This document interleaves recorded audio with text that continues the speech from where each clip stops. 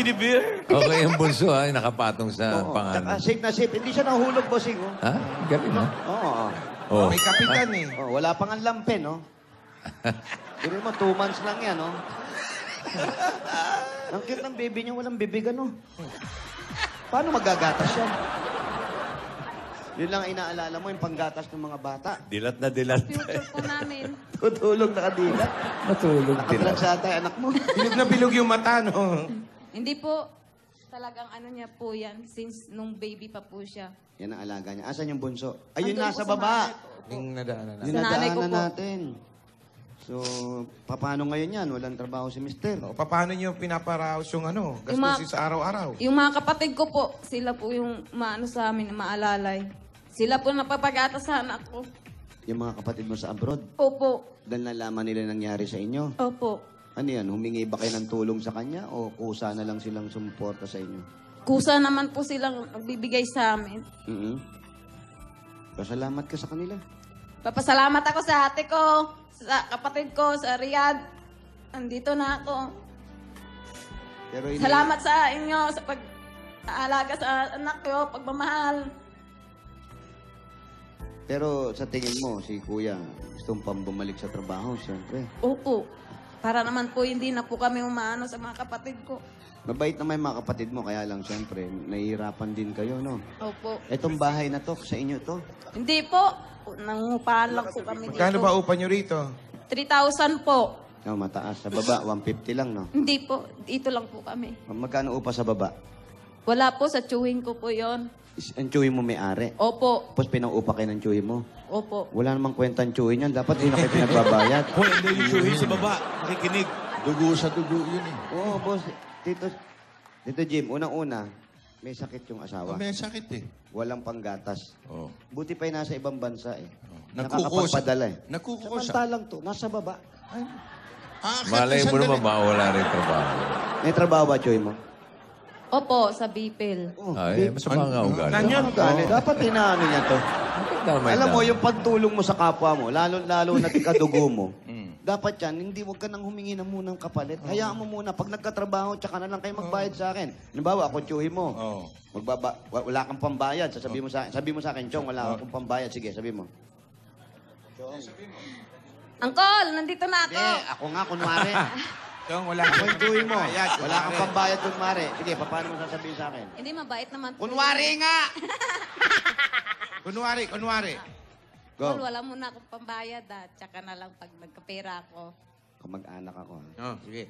Anong pera sinasabi mo? Huwag kayo magbayad. Hanggat may sakit yung asawa mo, hindi kayo magbabayad dito. Yan na ang pinakatulong ko sa inyo.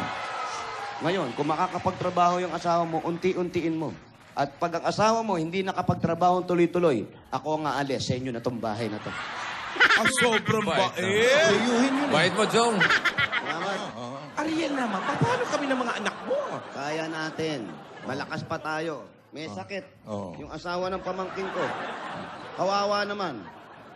Pwede siguro sa kalahati. Magtagpo. Hindi pwede sa kalahati. Basta magpagaling ka. Pag hindi ka gumaling, sa inyo na tong bahay na to, aalis kami. Ang good. Yung asawa ko, iiwan ko na sa inyo para may kasambahay kayo. Wow. Eh, paano yung anak mo ang laki-laki, oh? Ha?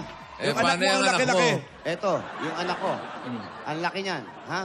Magtatrabaho yan para sa inyo. Kunin nyo na rin. Oh, gagawin ko yun. Eto nga pala, yung anak kong panganay, si Sinto. Asinto pangalan eh. Sinto di ba? Sinto. Ang nickname Sinto. Oh. Ayan. Sinto. Hindi nangangagat yan. Mabait yan. Sinto, you sing. Oh. Sing. Kung maging ulila sa balat ng lupa. Sinto! Sleep! Oh, mabait yan. Automatic, oh. Bilis. Kaya wala na mapakiusapan si Chong, no? Sayang naman kasi. Mabait naman po yun eh. Mabait. Paano mo nasabing mabait? Hindi nga siya pagbabayarin ngayon. Oh, paano? Asan ba si Chong? Baka usap ko nga. Sa trabaho yata. Si Chong ba ni minsan ba sumilip sa inyo at para kamustahin ang kalagayan ng asawa? Wala po siya eh. Nandun po siya sa Aklan. Ha? Nasa Aklan po sila.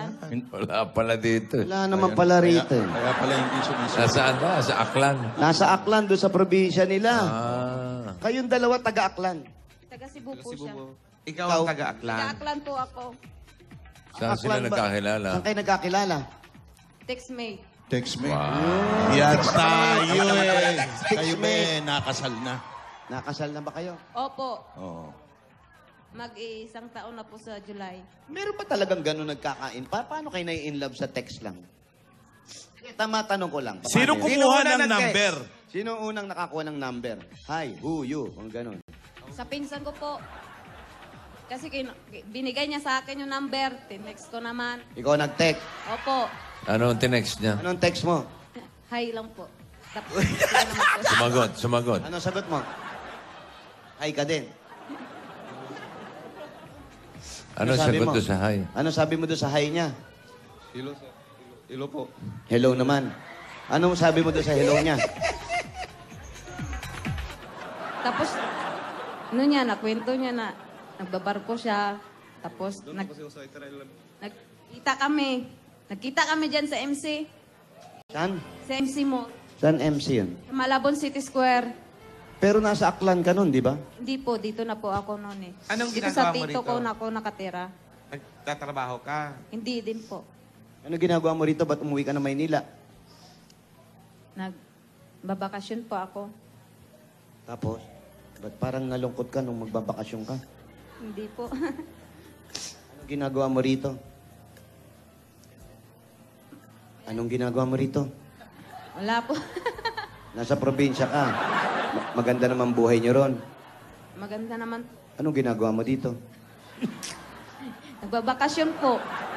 Ano ba bakasyon? Bakit ka nagbabakasyon? Ano yun? Yung iinip ka ron? Gusto mo lang magbakasyon? Kasi po dati, nagpagamot yung mother ko sa breast cancer. Oh. Tapos, nung text-text na po kami, nagkita kami, yun na. Ayun. Kaya ka sumama sa nanay mo, hindi pala para samahan siya, para magkita lang kayo ng textmate mo. Tama ba? Opo. O, yun ang dahilan. So, nung nagkita kayo, anong naramdaman mo? Boysu? Sir, natuwa din mo. Ano pangalan? Boysu. Ano ang pangalan mo ulit? Joseph po. Si Joseph. Joseph. Joseph. Ano naramdaman mo? Nakita mo siya? Natuwa lang po, sir. Nakita ko siya. Oh. Tapos, doon nagkita kami sa MC. Oh. Pumunta kami dyan sa akin. Pumunta ako sa bahay nila. Pinapunta niya ako. Oh.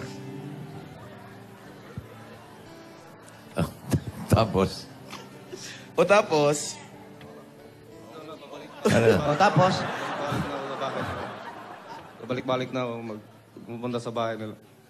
Balik-balik pa. Naligaw. Tapos, Naligaw ka na diretso. tapos, Naligaw ng landas.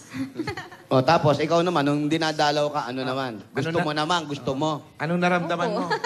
Ano naman naramdaman mo? Nadighay ka ba?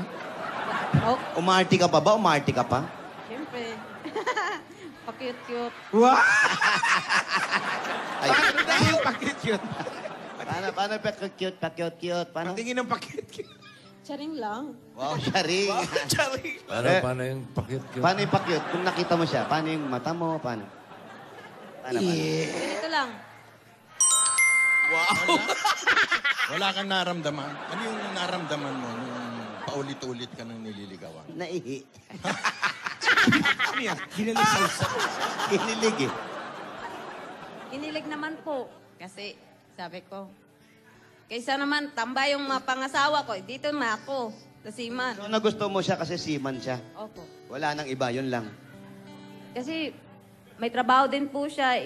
Siyempre, naano rin ako na pag nagkamamilya ako, kaya niya kami buhayin. Wala ba kayong tissue dyan? Wala, bossing. Ubus na eh. Binigay ko na lahat eh. Kaya tissue. Oh, mabalik tayo sa ilong. Eh, yung ilong ang problema nito mag-asawa na to eh.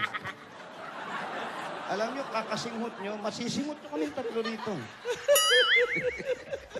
Sa Sa kabila ng napakasayang naisip mo na magsasama kayo, Kuya, tipirin nyo naman, ang dami ko na nabibigay sa'yo.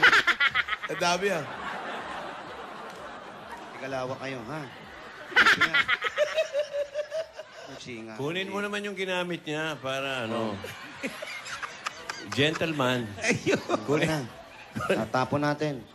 Ito ba? Oh, pakihawak nga.